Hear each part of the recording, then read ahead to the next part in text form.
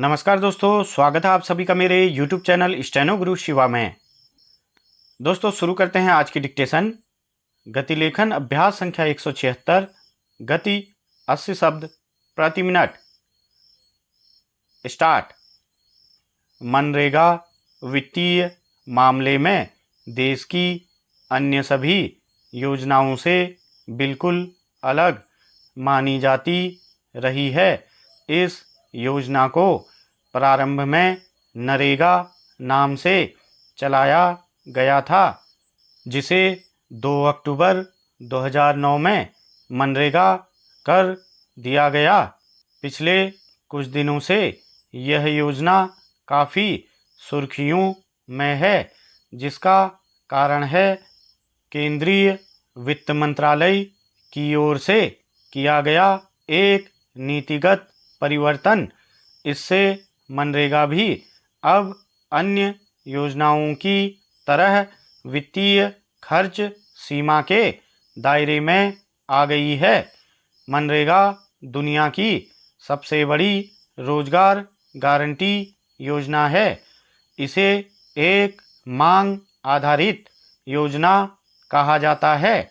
मांग अर्थात हर एक वह ग्रामीण परिवार जिसके वयस्क सदस्य अकुशल शारीरिक कार्य करने के लिए स्वेच्छा से तैयार हों, वे एक वित्तीय वर्ष में कम से कम 100 दिनों तक रोजगार की मांग कर काम पा सकते हैं।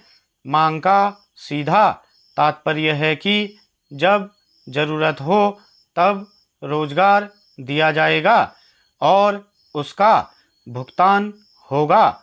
मांग किए जाने के 15 दिनों के भीतर रोजगार उपलब्ध न हो पाने पर मांगकर्ता राज्य सरकारों से बेरोजगारी भत्ता पाने का हकदार होगा।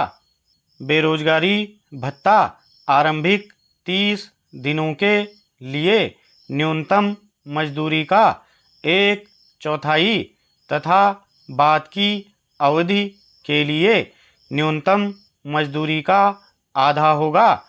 नियमानुसार कार्य में आधी आबादी को वरीयता देते हुए न्यूनतम 1/3 महिला लाभार्थी होनी चाहिए। रोजगार 5 किलोमीटर के दायरे में प्रदान किया जाएगा। यदि यह 5 किलोमीटर से अधिक है तो अतिरिक्त मजदूरी का भुगतान किया जाएगा। कार्यस्थल पर श्रमिकों के दुर्घटना के शिकार होने पर प्रतिपूर्ति की भी व्यवस्था है।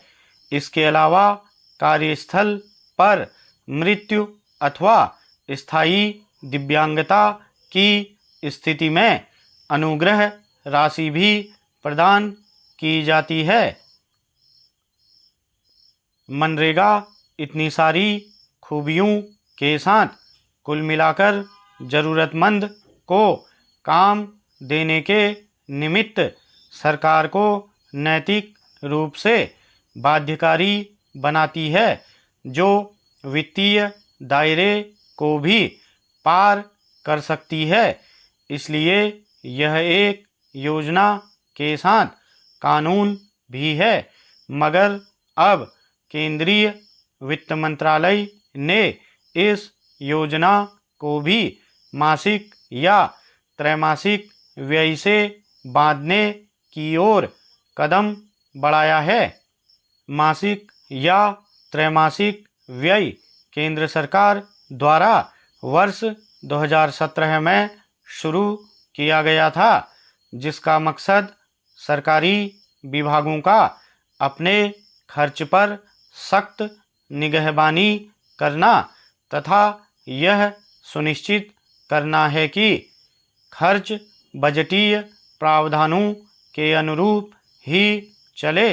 मासिक या त्रैमासिक व्यय सीमा लागू होने से पहले ग्रामीण विकास मंत्रालय ने शुरुआत में अधिक खर्च की मांग की थी और इस नई व्यवस्था का विरोध किया, मगर वित्त मंत्रालय ने नकदी प्रवाह के बेहतर प्रबंधन और अनावश्यक उधारी से बचने का तर्क देकर केंद्रीय ग्रामीण विकास मंत्रालय की मांग को सिरे से खारिज कर दिया।